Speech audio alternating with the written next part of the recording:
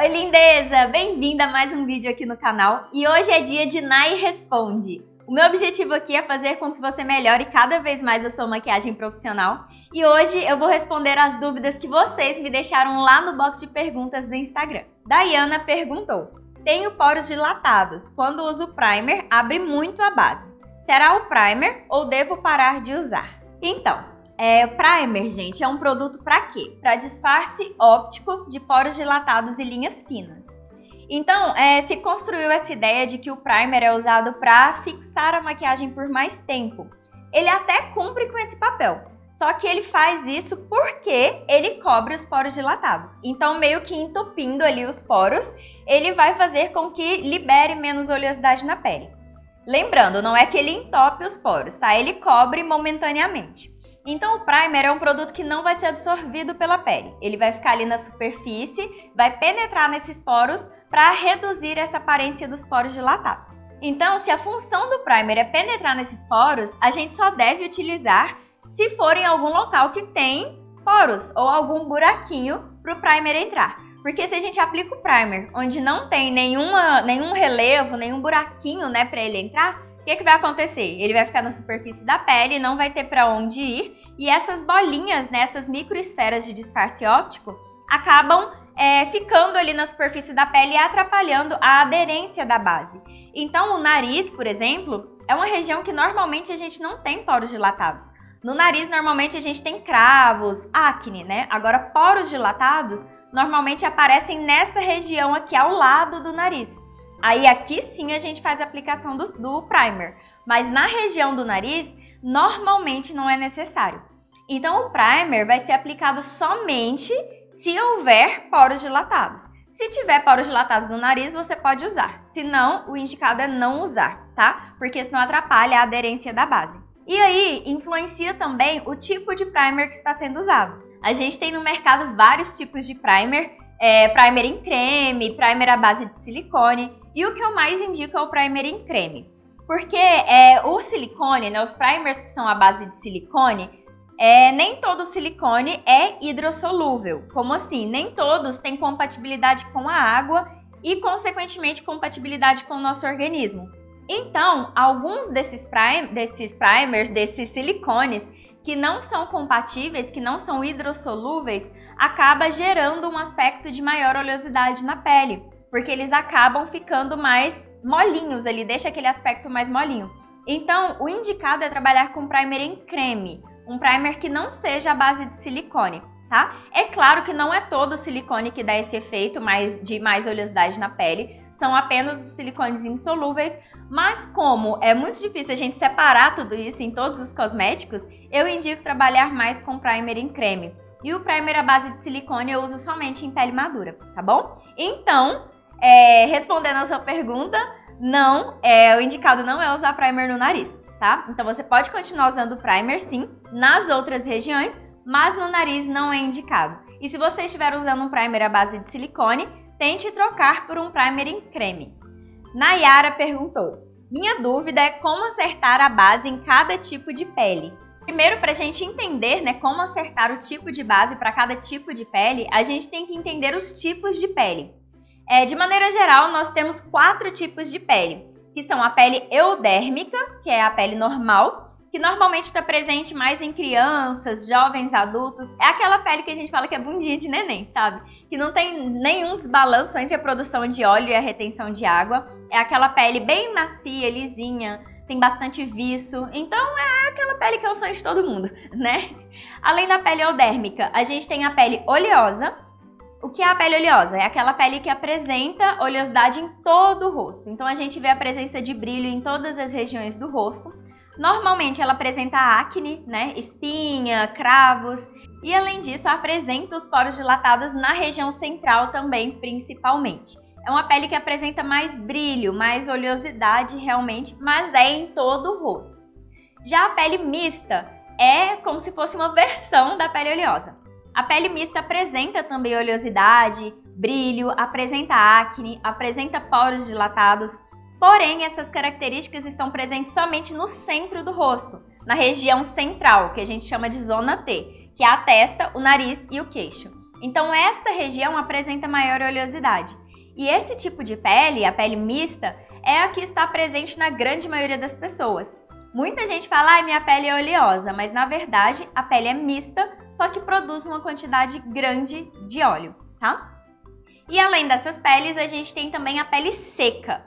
A pele seca apresenta descamação, a pele fica mais trincada, mais ressecada realmente. Ela tem aquele aspecto mais opaco, não tem brilho, não tem viço. Essa pele seca ocorre por um desbalanço do pH da pele também, assim como a pele oleosa, né? A nossa pele, o pH da nossa pele varia ali em torno de 4,5 a 5,5, que é um pH levemente ácido. E aí, quando a pele muda esse pH, quando a pele fica mais básica, acaba diminuindo a produção de óleo, porque o nosso organismo não consegue sintetizar os lipídios ali da superfície da pele. E como diminui a produção de óleo, essa pele vai diminuir a retenção de água, ou seja, vai perder água. Por isso ela fica ressecada. E dentro da pele seca, nós temos dois tipos. Uma é a pele seca constitucional e a outra é a pele seca adquirida. Qual a diferença? A pele seca adquirida é aquela em que a pele se torna seca devido ao uso de sabonetes, produtos químicos, alteração climática, isso tudo interfere na pele. E a pele seca constitucional é aquela que se torna seca a partir de situações fisiológicas, que é o caso da pele madura, tá? Que naturalmente diminui a retenção de água. Então, quando a gente entende esses tipos de pele, aí sim a gente sabe entender o tipo de base para cada tipo de pele. Então, a pele eudérmica dá certo para praticamente todo tipo de base, né? A gente consegue utilizar todo tipo de base nessa pele, porque ela não tem um desbalanço. Já a pele mista e oleosa, a gente trata basicamente da mesma forma. A gente precisa trabalhar a reposição de água nessa pele, porque normalmente a pele produz mais óleo porque está faltando água, né? Uma pele desidratada. Então, a gente precisa repor água nessa pele. E aí, as bases mais indicadas são aquelas de efeito mate, né, que são mais opacas, que diminuem o brilho na pele. E também as bases que são menos fluidas, são mais densas. Não precisa ser aquela base super grossa, né, mas as bases que são um pouco mais grossinhas, mais cremosas. Não quer dizer que precisa ser uma base grossa, uma base pesada, mas a textura mais cremosa. Já na pele seca, a gente precisa usar bases que contenham, né, componentes tanto de óleo quanto de água, porque a gente precisa repor água nessa pele e também precisa do óleo para fazer essa barreira para impedir que a água saia. Então, na pele seca, o mais indicado é utilizar bases mais fluidas, que tenham uma quantidade maior de água, porque senão se a gente usa uma base muito seca, a hora que seca a maquiagem, a pele acaba trincando. Porque ela não tem água naquela maquiagem, né? E acaba que a pele suga o que tem ali e a maquiagem fica trincada.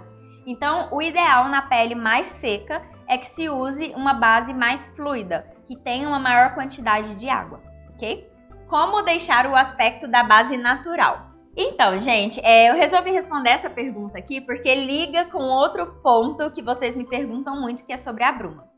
Primeiro, muita gente fica querendo deixar esse aspecto de pele natural, super leve e tal. A gente consegue esse tipo de efeito com uma menor quantidade de produtos. E sempre lembrando que a quantidade de pó precisa ser equivalente à quantidade de produto em creme, tá? Porque o pó é o que vai secar a pele e diminuir a transferência desses produtos cremosos. Então, se você quer uma pele mais leve, você precisa aplicar menos base, menos corretivo e, consequentemente, menos pó, tá? Aí entra a questão da bruma, que muita gente gosta de aplicar a bruma ao final da maquiagem para diminuir o aspecto de pó. Por que se usa a bruma para diminuir esse aspecto de pó? Por conta da glicerina, tá? A glicerina está presente na grande maioria das brumas e ela trabalha ela tira, né, esse aspecto de pó porque ela ajuda na umectação da pele.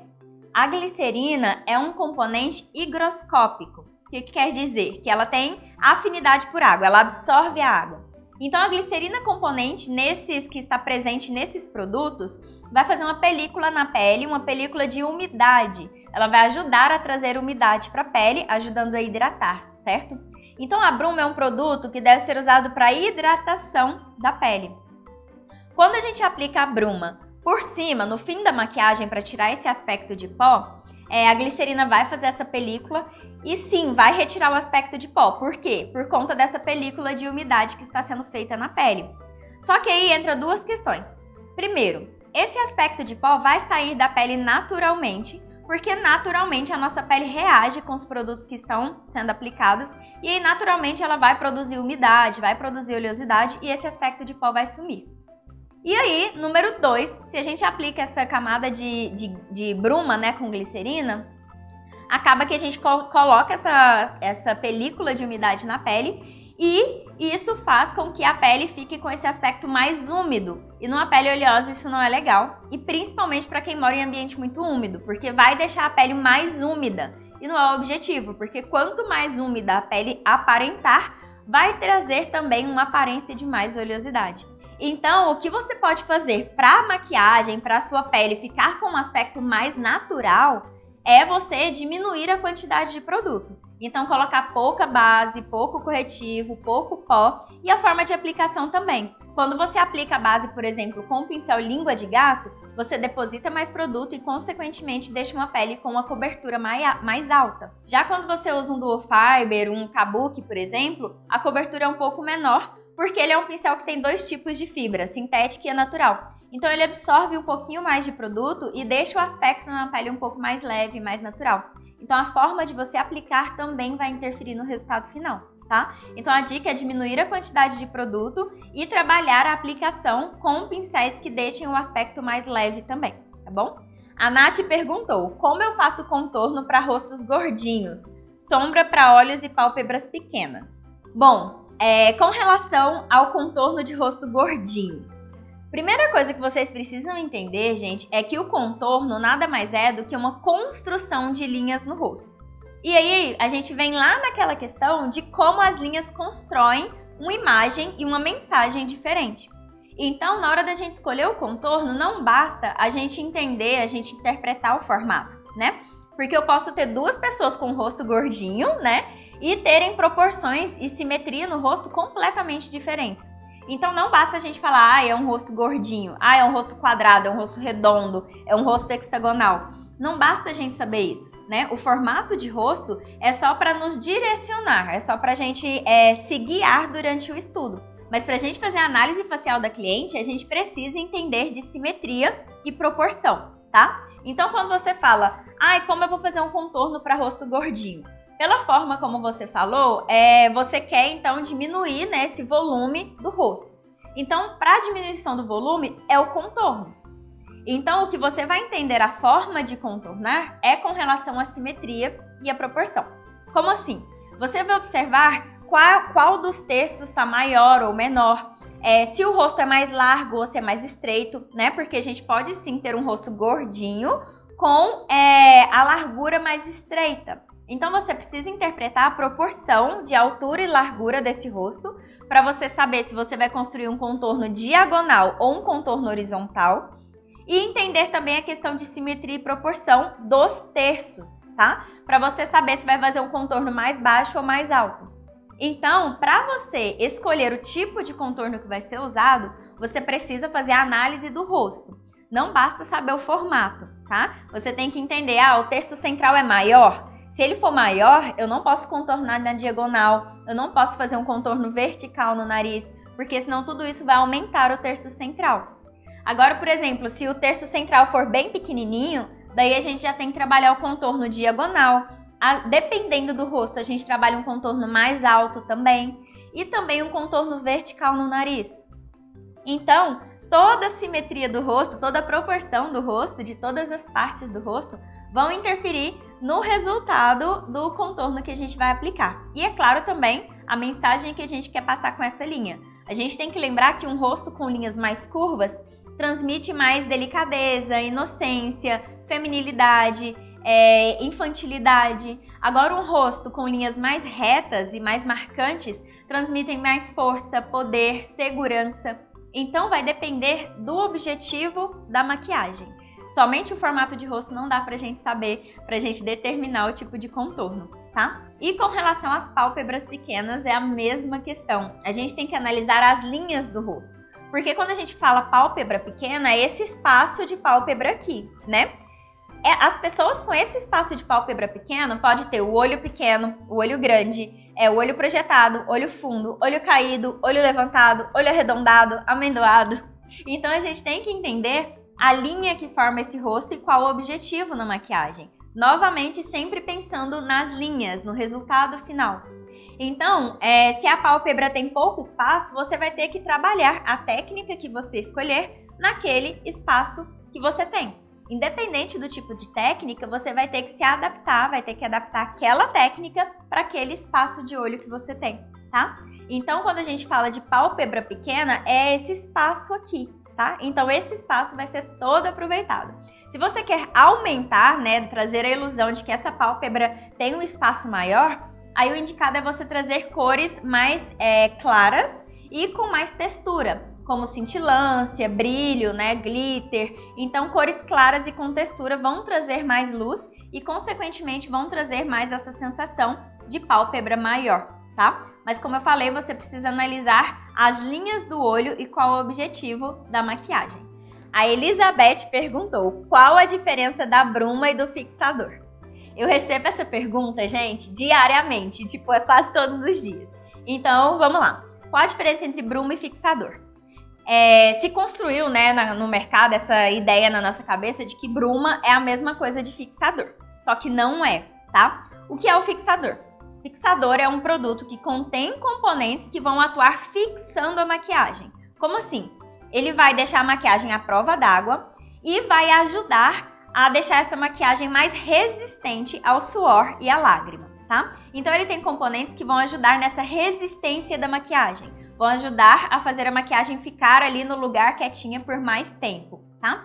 Agora a bruma é um produto que contém componentes hidratantes, tá? Então a bruma é um produto para hidratar a pele. Mas tem bruma fixadora, ela não fixa? Então, gente, qual que é a questão da bruma fixadora? A bruma fixadora recebe esse nome por causa da glicerina, que está presente na grande maioria das brumas. Então, a glicerina é um componente higroscópico, que tem afinidade por água, então ela vai fazer a umectação da pele, ela vai fazer a absorção de água para ajudar a deixar a pele úmida, tá? A manter a hidratação na pele. Então, por isso, a função da bruma é hidratar a pele. E aí ela passou a ser chamada de bruma fixadora justamente por conta da glicerina, porque esse componente faz uma película na pele, né, protetora, uma barreira protetora, que depois que você aplicou a maquiagem, ela fica ali paradinha, né? Essa película que faz na maquiagem vai ajudar a grudar realmente a maquiagem no rosto. Só que aí, consequentemente, como a glicerina tá ali na superfície, vai trazer mais umidade para a pele, tá? Então a bruma não é um produto fixador. A bruma ajuda a hidratar a pele e com a pele hidratada, naturalmente a maquiagem vai durar mais, vai fixar mais tempo, tá? Então a bruma é um produto hidratante. O fixador é um produto fixador, que fixa a maquiagem, tá? São coisas diferentes. Dúvidas sobre tom e subtom de pele. Bom, gente, é uma diferença bem simples. A diferença entre eles é simples, eu sei que é um conteúdo bem complexo da gente estudar e entender, só que a diferença básica é simples. Tom é a altura de cor da pele, é a quantidade de melanina que essa pele tem. Ou seja, se é uma pele clara, média ou escura, tá? Então, quando a gente fala em tom, é claro, médio e escuro, tá bom? Se é uma pele clara, morena ou negra, ok? Então, são esses três tons. Tom é a altura de cor da pele, quantidade de melanina. Já o subtom é a cor secundária da pele, é a cor que prevalece naquela pele. Quando a gente faz a análise de subtom da pele, a gente busca fazer a identificação de três cores, né, que são as cores primárias, o amarelo, o azul e o vermelho.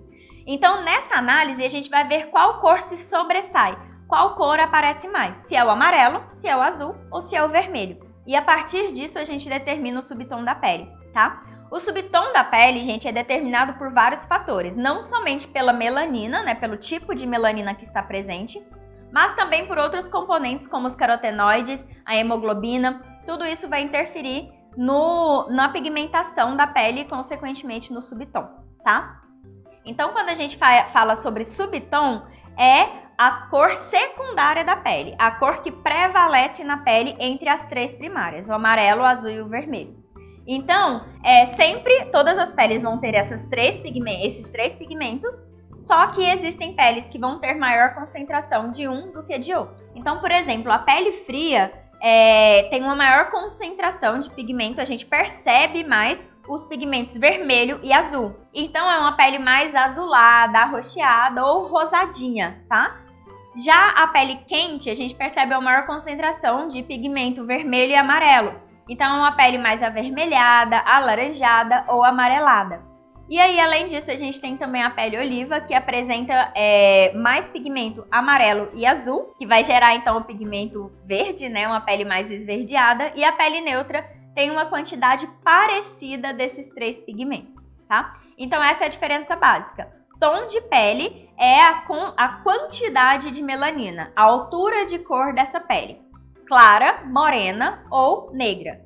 Já o subtom de pele é a cor secundária da pele, a cor que prevalece dentre os três pigmentos primários. A base da Mary Kay serve tanto para pele quente quanto para pele fria? Na verdade, gente, todas as bases servem tanto para pele quente quanto para pele fria. O que vai determinar isso não é a base, mas sim o subtom da base.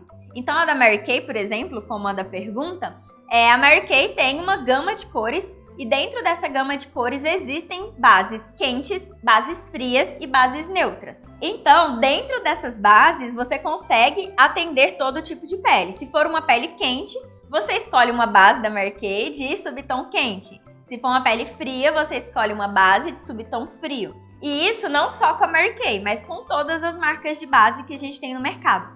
Infelizmente, a grande maioria das bases nacionais não trazem, né, essa diferenciação, uma nomenclatura que diferencia o subtom da base, mas quando a gente estuda, né, a gente aplica isso, a gente consegue perceber na hora de olhar a base mesmo, a gente percebe essa diferença de subtom. Então, quando a base é mais amarelada, a gente vai usar numa pele que tem um subtom mais amarelado, mais quente. Quando a base é mais rosada, a gente vai usar em uma pele que tem um fundo mais rosado, mais frio, e assim por diante. E isso em todo tipo de pele, tá, gente? E em toda marca de base. Não é só na Mary Kay, não, é em qualquer marca de base, tá bom? Dúvidas sobre camuflagem de manchas. Pra gente entender camuflagem de mancha, a gente precisa entender o princípio da camuflagem. A primeira coisa que eu gosto de dizer é que nem sempre é necessário fazer uma camuflagem, né? Às vezes, somente com base e corretivo a gente consegue cobrir, né, a mancha em questão. Porém, eu sempre uso camuflagem com a neutralização, né, da colorimetria quando a pessoa tem uma mancha muito intensa, quando é muito pigmentada, né, uma mancha hiperpigmentada, e quando tem uma quantidade muito grande. Essas manchas que são muito pigmentadas, normalmente estão em camadas mais profundas da nossa pele, tá? Por isso, a base e o corretivo da cor da pele não são capazes de cobrir. Na hora que a gente aplica, pode até cobrir, mas depois que passa o tempo de oxidação dos produtos e de reação da pele com o produto, a mancha aparece por trás, tá? Principalmente quando tira foto. Então, nesses casos, eu faço sim a camuflagem com neutralização na colorimetria, tá bom? E qual é o princípio dessa camuflagem? É exatamente a neutralização de cores. O que é neutralizar uma cor? É quando eu misturo duas cores que se complementam para gerar o marrom, tá? Então, a neutralização nada mais é do que a gente misturar cores para gerar o tom da pele, ok? Então, quando a gente analisa o círculo cromático, a gente pega o círculo cromático para fazer essa avaliação de cores complementares, as cores que estão opostas no círculo são as cores que realmente se completam, se juntam para gerar o marrom, tá bom? Então, por exemplo, se a cliente tem uma mancha vermelha, se ela tem uma mancha vermelha, ali na pele já tem o vermelho, certo? Que é o vermelho da mancha. Quais as cores que estão faltando para gerar o marrom? O amarelo e o azul, certo? Amarelo com azul dá o quê? Verde. Então, a cor complementar ao vermelho é o verde. Então, eu vou usar o corretivo verde para fazer a camuflagem dessa mancha vermelha. Ah, e a cliente tem uma mancha roxa. Sei lá, caiu, bateu, ficou um hematoma. Tá roxo. Então, no roxo, a gente já tem aquela mancha roxa. No roxo, o que a gente tem? A presença do azul e vermelho, certo? O azul com vermelho dá o roxo. Qual cor tá faltando para gerar o marrom? O amarelo, certo? Então, o amarelo é o complementar ao roxo. Então, a gente vai usar o amarelo para fazer a camuflagem de manchas roxas e assim por diante. Então, é sempre entender o princípio, tá, gente? Entender como funciona a camuflagem. Então, para funcionar a camuflagem, a gente precisa neutralizar as cores. juntando duas cores que se unem para gerar o marrom, tá bom? Esse é o princípio básico. Então, a partir disso, você consegue fazer qualquer tipo de neutralização de cor na maquiagem, seja com manchas ou na hora de construir bases, de mudar o subtom da sua base, ou na hora de escolher as cores que você vai usar no degradê. Para fazer tudo isso, a gente precisa levar em consideração essa neutralização de cores. Porque senão, por exemplo, se você vai fazer um degradê de cores, e aí você escolhe usar o verde e o vermelho no olho, aí você começa esfumando com o verde, depois vem com o vermelho e vai esfumar. Aí o que vai acontecer? Verde com vermelho vai dar marrom. Aí a transição das cores vai ficar marrom. Daí vai ficar verde, marrom e vermelho. Fica uma coisa meio distoante, né? Então a gente precisa entender esse princípio de neutralização de cores para tudo na maquiagem, não somente para camuflagem de mancha. Como fazer aparecer a beleza real da make na foto? Fiz uma make que ficou toda manchada na foto. Gente, é super natural isso acontecer, infelizmente, né? Realmente, às vezes a gente olha, a olho nu tá linda a maquiagem, não tem nenhuma marcação. E quando a gente tira foto, aparece marcação, aparece manchada. Então, a primeira coisa, quando eu faço a cliente, terminou, eu vou e tiro uma foto. Porque eu olho na foto se tem alguma mancha, alguma coisa assim, tá?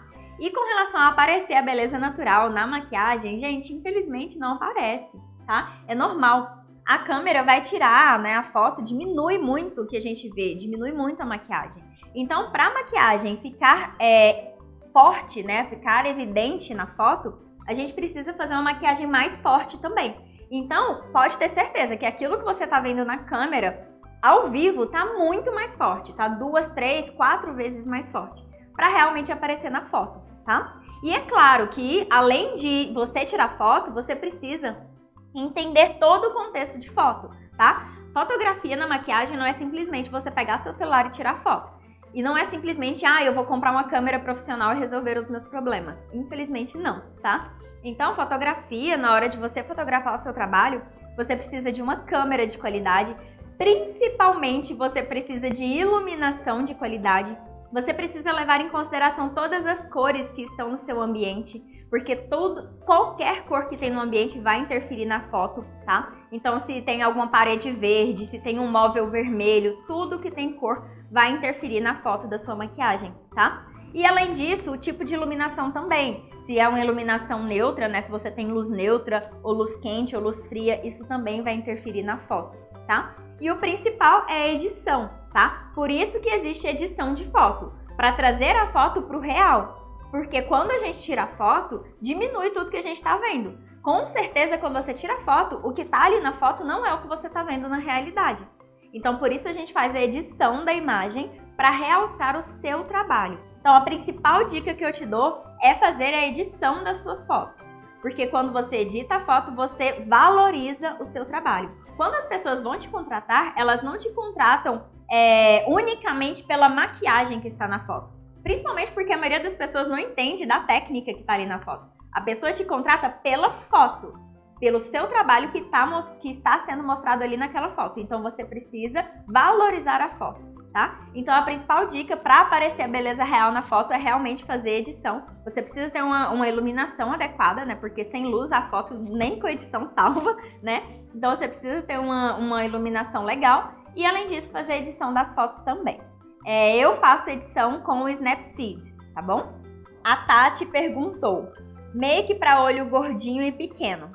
Daí a gente entra novamente naquela questão do formato do olho, do tipo de olho, distanciamento, das linhas, da mensagem que a gente quer transmitir naquela maquiagem, mas de maneira geral, para olhos gordinhos, o mais indicado é trabalhar esfumados, tá? Esfumados de maneira geral. Então, esfumado clássico, esfumado marcante, smoke, são técnicas muito boas para quem tem olho gordinho, tá? De maneira geral, são as mais indicadas. É claro que a gente pode sim trabalhar outros tipos de técnica, mas as mais indicadas para esse tipo de olho, né, para um olho gordinho ou a pálpebra gordinha, é realmente uma técnica esfumada. Então pode ser esfumado clássico, esfumado marcante, o smoke, que vão valorizar bastante esses olhos. E por fim, uma última dúvida. Como maquiar os diferentes tipos de olhos? Eu vejo que vocês têm muita dúvida com relação a isso, né? Como escolher a maquiagem para cada tipo de olho.